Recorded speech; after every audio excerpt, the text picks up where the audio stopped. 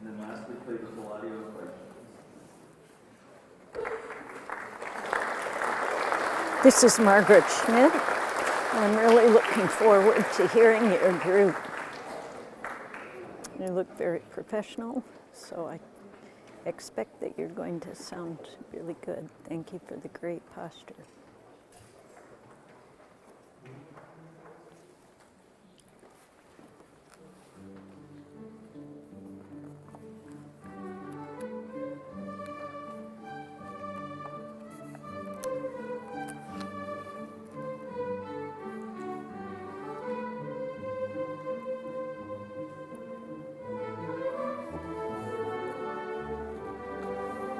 Really a beautiful opening cellos and bass. Your pizzicato is just perfect.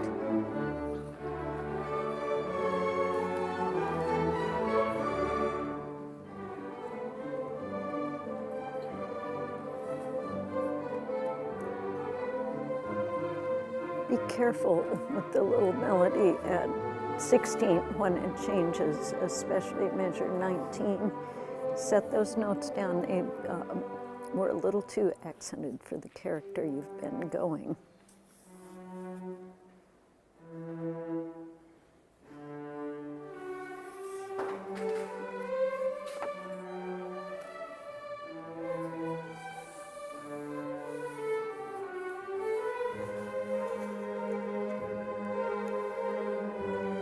Good work on this, all those flats.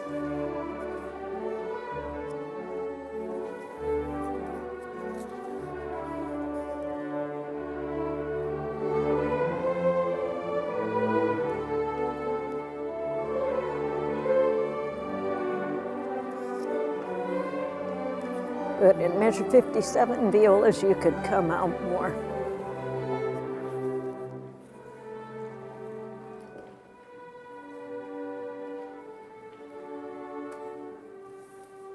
Good. Did you want rest at the end of 63 and 64?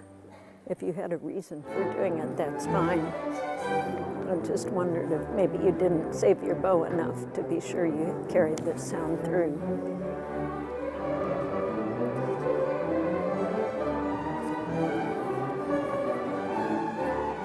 It sounds fun, so those kind of things are a choice you and your director can make.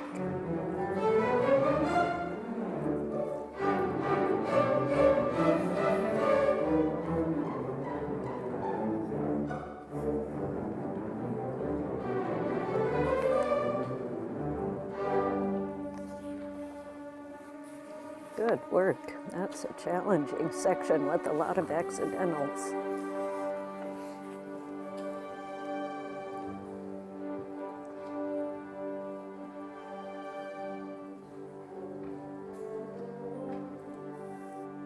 Good violas, be brave. You could play out stronger there for my taste. Good, be sure your C sharp's really high, but nice work on that.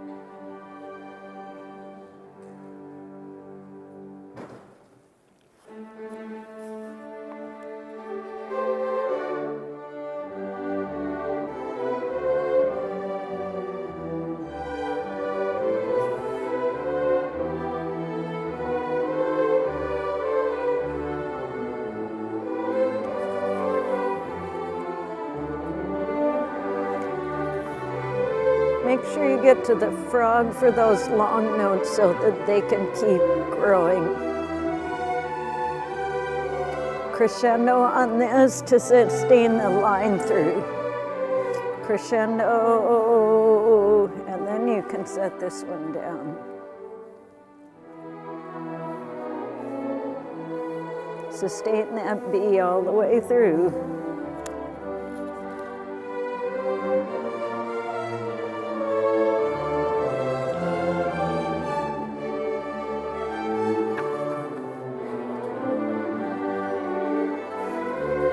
Sustain through, think crescendo on those dotted half notes, crescendo.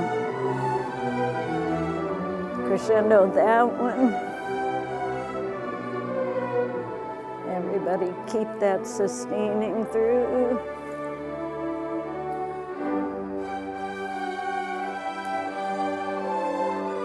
Sustain that high D.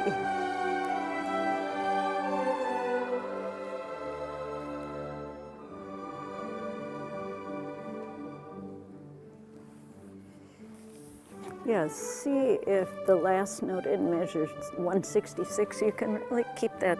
It doesn't say to diminuendo from fortissimo, just down to forte. So see if you can keep the sound strong. That takes a lot of concentration with your bow, getting your bow close to the bridge, and lots of weight, and moving your bow slowly so you can sustain that sound.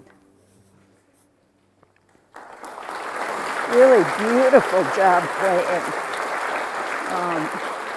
You've worked really hard on all the intonation challenges in this and the rhythmic challenges, and you got the character of the piece really nicely, or actually the characters of the different variations very well.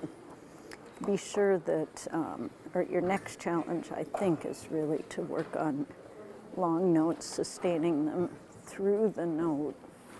And as I was saying, that just takes playing around with your bow, speed, weight, and placement. And often, if the notes around a long note are fast, you really have to think crescendo on the note to keep the sound even.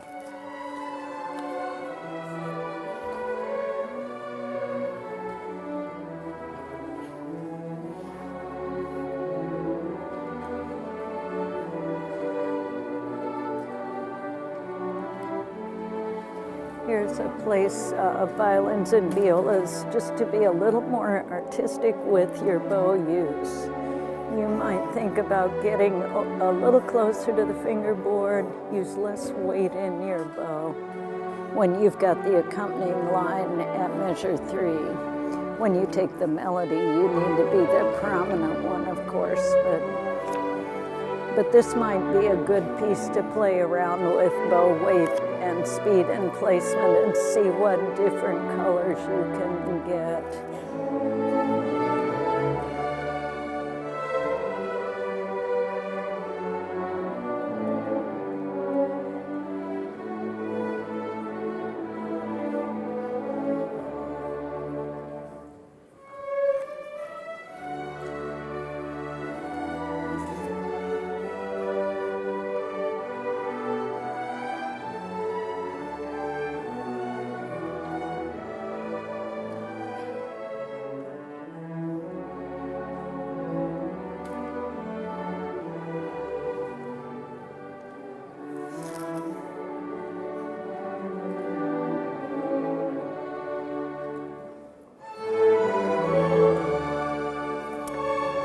Again, just to be a little more artistic, you're doing a beautiful job with this nice dynamic contrast here. Measure 26 and 18. Really listen to how are you releasing that half note that starts the measure. It was just a little abrupt. That's being really picky. And this one too. That was nice in 34. When you have a note before a rest, ask yourself just exactly what sound, how do I want this sound to end? What's the interface between the note and the rest going to be? Because there's a million possibilities, and it's up to you and your director to think about how you want each note to be shaped. But beautiful, beautiful playing in that. And sorry I talked through the ending because it was so pretty.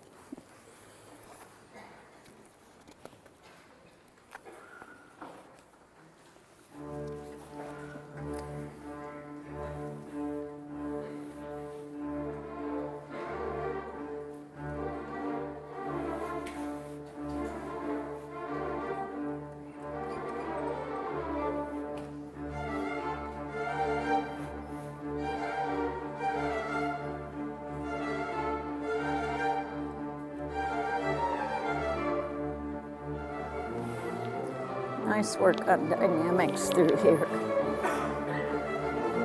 Very clean playing.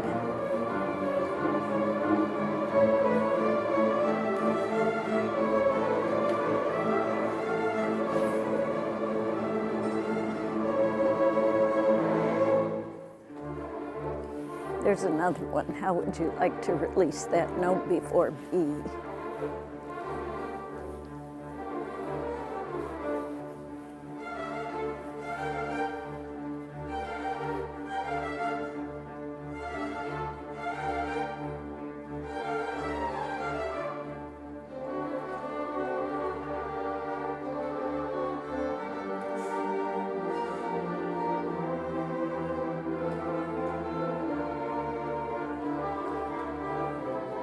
Really nice job on the solo.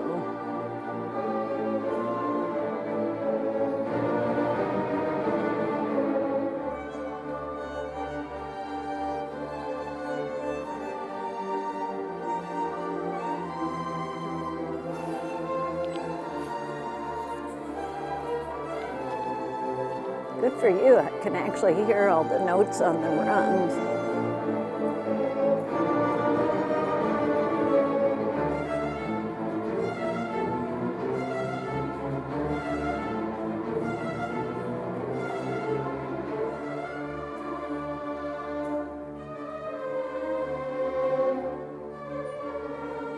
Nice job on the crescendos.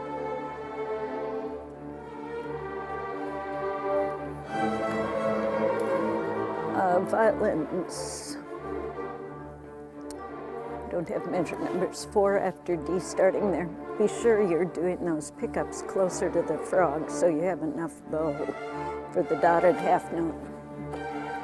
Some of you were way out at the tip. And that works on this part because there's no long notes afterwards. But at 4 after D, you have to do the pickups, the 16th notes closer to the frog so that the whole, that dotted half note can hold through.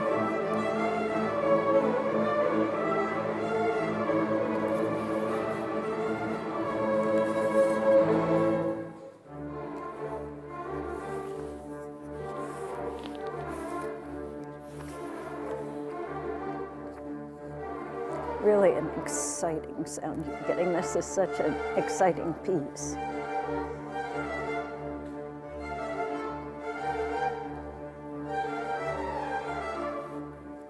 And cellos and basses and violas, be sure it's great that you're not thinking, oh, these are just Ds. They're not important, because without those, the whole piece doesn't work.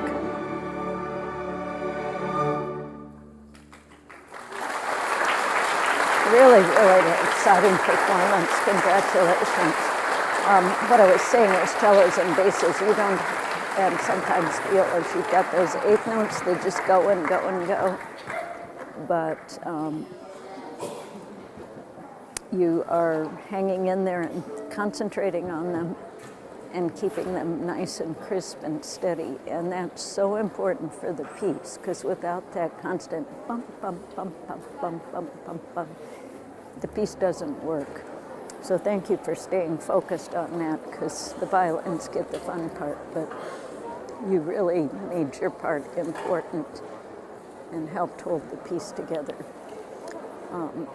Thank you for a really exciting performance. You're doing great work with listening, and particularly with all the challenging accidentals in your program. It's real tribute to you and your patience that you're willing to work on that intonation and get it really focused in and in tune. And the careful attention you're paying to where you are in the bow and how you're using the bow. That's all really great to see. I put a few suggestions for you to just play with in terms of bow use, but you're really doing good work. And I very much enjoyed hearing it. Thank you for a really exciting performance.